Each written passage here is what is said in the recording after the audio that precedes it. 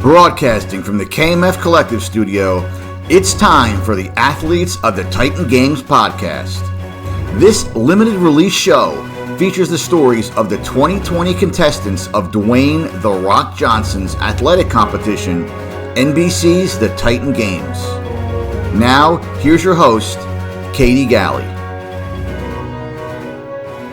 Hi everyone, and welcome to Season 2, Episode 17 of the Athletes of the Titan Games podcast. I'm your host, Katie Galley. In the KMF Collective Studio with me today, I have Titan Games athlete, active duty Army parachute rigger, powerlifter, and bodybuilder, Josh Porter. How are you doing, Josh? I'm doing great, thanks. Awesome. Well, Josh, thank you so much for stopping by and sharing your story with us today. Yeah, it should be a good time. Yeah, I'm really excited to dive in. And so, Josh, just to get to know your background a little bit, I wonder, where did you grow up and how, if at all, was your childhood shaped by athletics? So I grew up in Jacksonville, Florida. My childhood athletics was, I guess, I grew up playing soccer, and then in high school was lacrosse and soccer, and then in high school I joined the Army and kind of just left sports behind at that point. Yeah. So. And so, what made you decide to join the Army at that time? My dad and my dad's brother were law enforcement. So I guess that had a big play because they were out there, doing their thing, into guns and all the stuff that kids want to be a part of. Right. So that kind of led me on that. My dad served, his brother served, in ROTC. And then so they were kind of all in the old school Army, like 80s and 90s. And then when the war kicked off, I was in 5th grade. And from there, I was like, oh, you know what? I'm going to join the Army. Yeah. And I mean, that makes sense, being shaped, of course, by your family, but then having something so impactful happen in your lifetime, then wanting to be a part of it. Yeah, and it got to the point, I guess. So my childhood wasn't bad, essentially, but my parents were divorced when I was younger, and then so splitting between my mom and my dad growing up, I was definitely a rebellious kid. I was a little asshole. So I made it bad on myself per se. And I guess certain circumstances, my mom was doing her best. My dad was doing his best. So it's kind of, so I guess I was just a little shit. So I made my childhood shitty. But then coming up, going through middle school and high school, I was bullied just for being the outside kid, because splitting between two, I guess two different groups, it just kind of made me an outcast. So I was like, well, you know what? I guess the military is kind of the option for me there. And that's just kind of what I set my sight on. So you could find, I guess, that sense of community and family in that. I didn't really look, honestly, I didn't look at it at that point. I didn't look at the whole family aspect. I just wanted to get away from my hometown. I just wanted to leave. Right. And that was the case. And I mean, that makes sense, seeing it as a way out. But then too, being kind of predisposed to it at a younger age, seeing this could be a way out for me. Oh, yeah. And so then for you, Josh, how did you, from that time when you decided I want to go into the military, how did that ultimately lead you to become an Army parachute rigger? So I started off in the reserves. I wanted to be a medic, and going through that whole process, being 2 years in the reserves, it was slow, nothing was happening. So I was like, all right, cool. I guess I'll just go active duty. So I went back through the recruiters, got my release from the reserves to go active duty. And they gave me limited options at the time, because even being a medic in the Army at the time was a 2-year wait. And I was like, well, I'm in Jacksonville in the National Guard in the reserves, and I don't want to be here anymore. So I just chose what they gave me, which was a parachute rigger. Had no idea what it was and just went with it. Man. so I kind of threw myself into a situation, and I dealt with it. Man. And so what does a parachute rigger do once you discovered that? What does that do? Not what I expected. Okay. But there's a whole lot of different sides to my job, whether it comes into, the regular Army, conventional airborne units, to special operations airborne units. Like the job is diverse in that aspect. So starting off, I did aerial delivery, which we resupplied and dropped, Humvees, guns, all kinds of big pieces of artillery. And then we did, I guess, do you remember that disaster that happened in Haiti? Yes. Yeah, I do. So we rigged a bunch of, I guess you could say it's called a container delivery system, but we rigged water, food, blankets, everything that they would need. And we resupplied Haiti, with that. And then from there, I did that for about a year, deployed to Afghanistan, did the same thing in Afghanistan, except with, instead of humanitarian, it was resupplying troops, with food, weapons, whatever they needed. And then came back from that, packed some parachutes, repaired some parachutes, learned a whole bunch there, and then went to a different unit, and then kind of just expanded from there, like the knowledge and all of those things. Wow. It's kind of monotonous, to say the least. But it's amazing. I mean, the expanse of what you do, being able to, like you said, be humanitarian, that relief, but then also dropping supplies for the soldiers on the ground. And so then for you, Josh, do you parachute? Do you go out, or do you just drop the supplies in? So we would just drop supplies in. Mm-hmm. And then, I mean, it's the same thing back home. Like now we just, we maintain all the equipment here. Any airborne operation that happens, we're sitting there packing for the jumpers, and then we jump ourselves. In my position now, I am the Black Daggers recruiting detachment team rigger. So right now I'm a demonstrator on the team, and as well as the new team rigger. So I'll maintain all the gear. We jump into demonstrations. Soon here, we're going to be having support. We're going to be supporting hospitals by showing, hey, thank you for doing what you're doing by jumping in. Mm-hmm. So stuff like that right now. Wow. And so does that mean you as a jumper, you are actually now physically jumping out of planes? Yeah. Wow. I've been jumping out of planes into demos for the last couple of years. Wow. And so, honestly, what is that like? I mean, did you have to overcome a lot of fear to do that, or did you just kind of have that fearlessness that said, okay, I just want to see what this is like? I mean, anybody that tells you that, they didn't have a fear jumping out of a plane is lying to you. Yeah. So we can go ahead and exclude that out. But yeah, I mean, it's fearful, but it's just like anything, once you do it a couple hundred times, like the nerves go away, the excitement's still there. It's always new. It's ever so changing. You're always learning. So. Wow. Yeah. I mean, I would, even if somebody said that, I would still kind of doubt. I mean, there has to be some level of fear that goes along with that. But like you said, I mean, over time you have to kind of, on some level get used to it. Not that fear ever goes away, but you figure out ways to overcome it, I guess. Yeah. I mean, it's more of an excitement thing now. Like, I mean, we train, being on this team, we train to do demos all across the world. Like we were supposed to be in Japan, Hawaii, Germany, all across the state simultaneously. Wow. Jumping into multiple sporting events. Like we were supposed to do Rocklahoma, NFL games, college football games, just all of it. But obviously COVID. So. Right.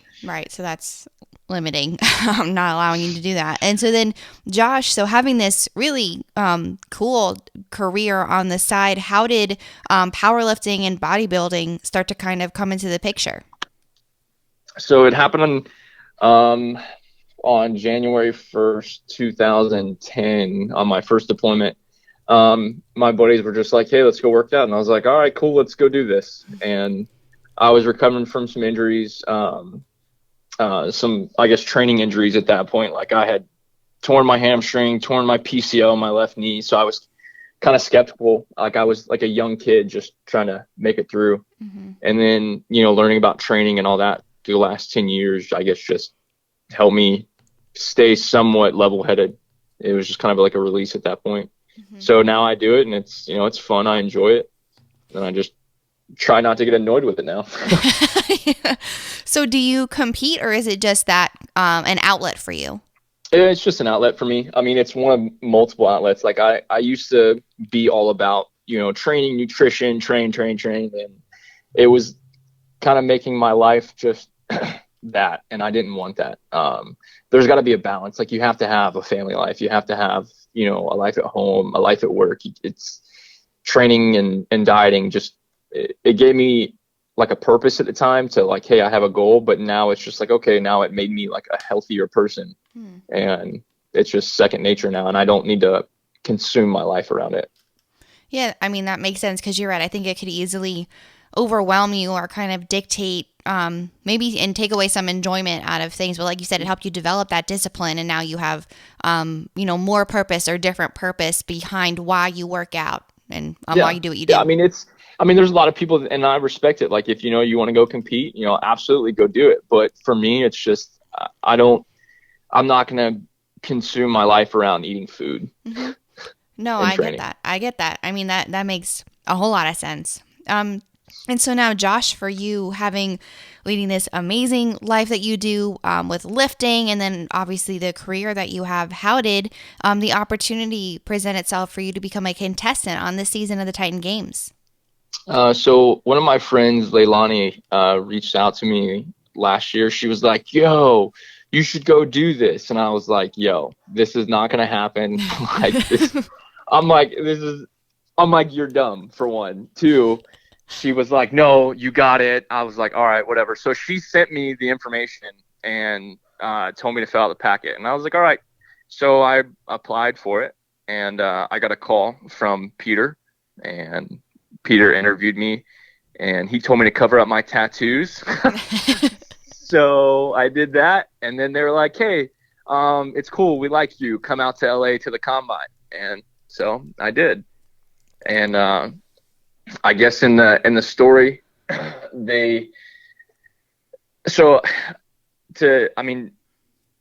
everybody's dealt with, a very personal, I guess, essential like loss of life in their lifetime, right? Like, everybody's going to lose someone that's important to them. So I lost my best friend in Iraq in 2017 on April 29th. Wow. But that's just, part of the driving force that kept me, like, motivated. Essentially, like, I took all the pain and, like, I guess the hurt, and I just tried to turn it around. Instead of crushing my life and destroying me inside, I tried to give myself like a different purpose and just try to find something that can make me happy. And I was like, you know what? At this point, I have nothing else to lose. I'd rather, at least try to help people that are struggling, from losing someone, going down a dark path, doing something that they would regret, or hurt other people to not.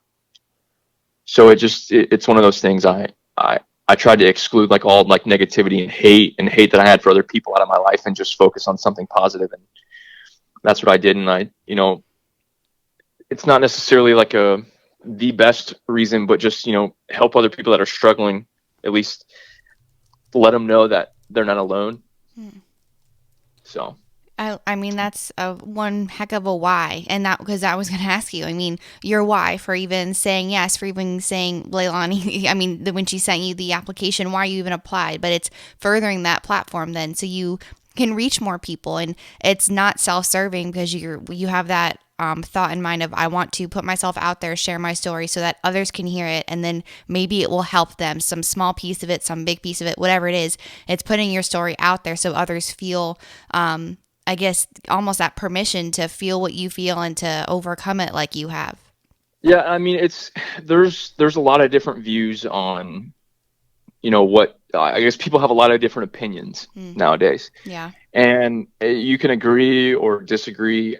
I just chose to take the pain and I guess the hate and the resentment that I had for, myself, and just try to turn it around and show other people that it's okay to feel these things like you're going to.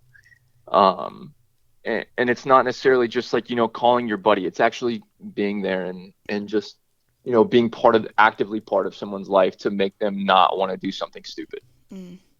That's really, really good. Yeah, I mean, it's admirable because you have to be intentional about it. You have to actively decide, like you said, I'm going to choose and take this pain and resentment and this hurt and use it for good. And somehow, not that negates the pain or makes it any better, but it's how am I going to use this for good and for to put that positive light out into the world.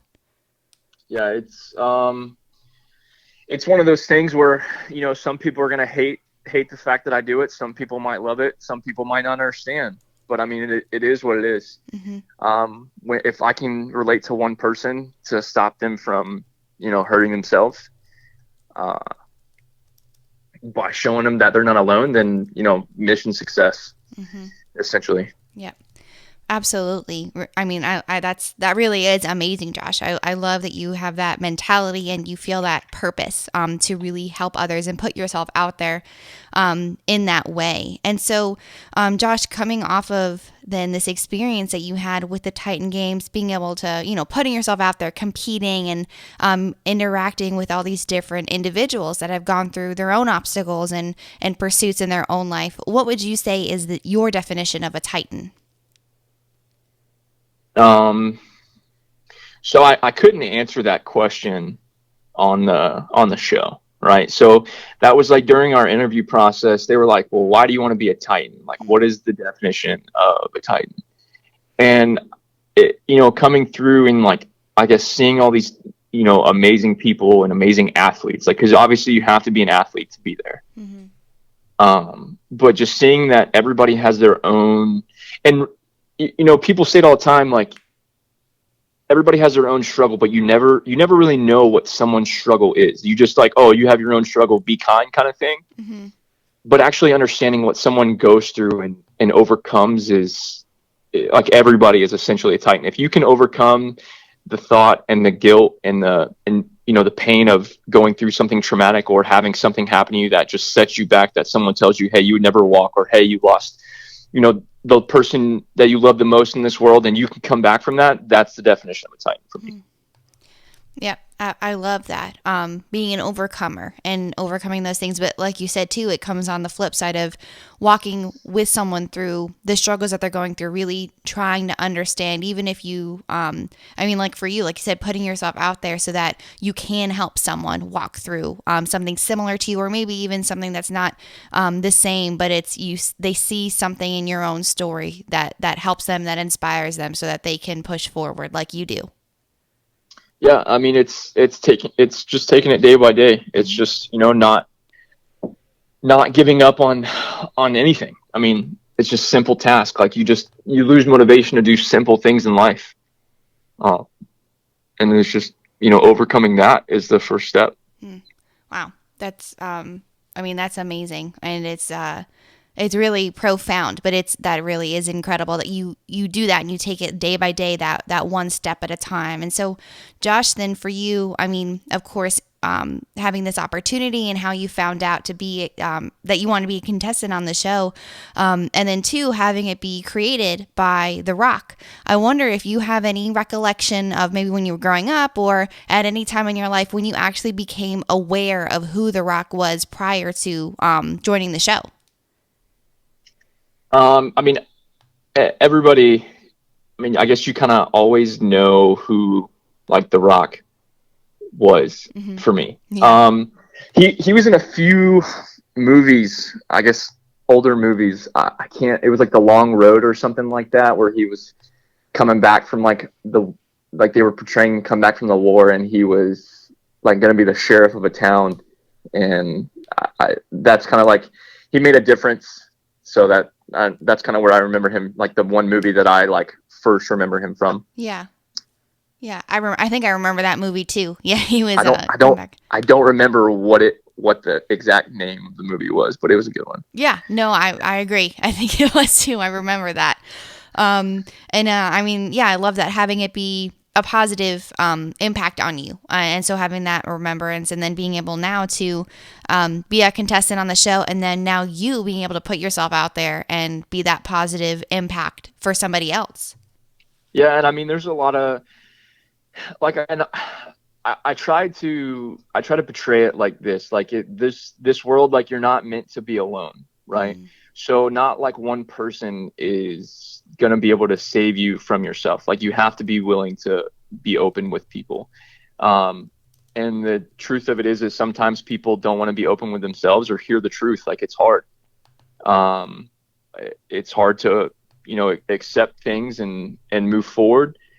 But if I can hit, like I said, if I can hit one person and someone can take it back and, talk to someone about what they're going through, then, good on you. That's what it's. I didn't want to make it about me.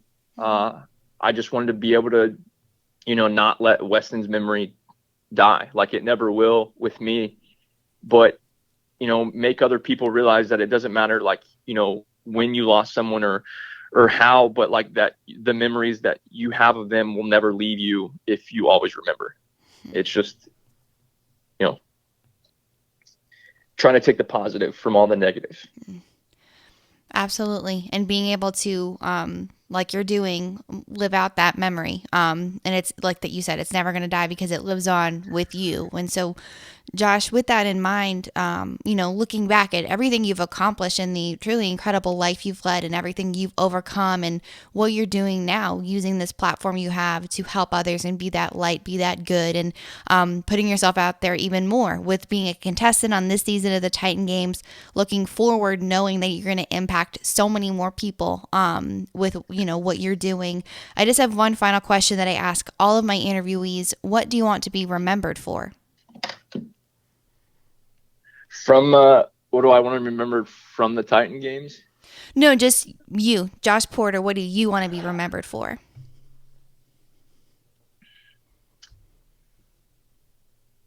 I just want to be the reason that people can, at least someone can wake up and smile and want to make a change in themselves for the better. Just if, not necessarily the whole world, because obviously it's far-fetched, but if we can change, if we can take the hate that everybody has and kind of just let them know that you don't need to have like resentment and all that stuff in your heart and just move forward and grow as a person and grow internally, then, we're doing something right. And I think that's the kind of, over the years and the hardships and whatever else I've gone through that, everybody else does, that if we can change together and do that, then I think that's a positive impact that I want to leave. Absolutely. I love that. So it's not casting, it's of course, you can impact so many people, but it's that thought of, I want to just touch that one person and then that ripple effect that it could cause because it's not even necessarily your name that lives on. It's how you make that person feel and inspire them to want to help someone else. Yeah. And and that goes for, everybody that's, in the military. Like I want to see, these younger guys coming up be better than me. Like I want to make them know that it's okay to, make mistakes and do this and still, be a great leader in whatever they're doing. It doesn't matter whether they're in the military or in the civilian world, that you can still be, a person of change and make things better. Thank you all for tuning in to today's installment of the Athletes of the Titan Games podcast. To learn more about each of these Titan athletes, be sure to check out their information in the links in my show notes. Furthermore, to stay up to date on all things coming out of the KMF Collective, be sure to subscribe to the Keep Moving Forward YouTube channel and follow along on social media, also available in the show notes.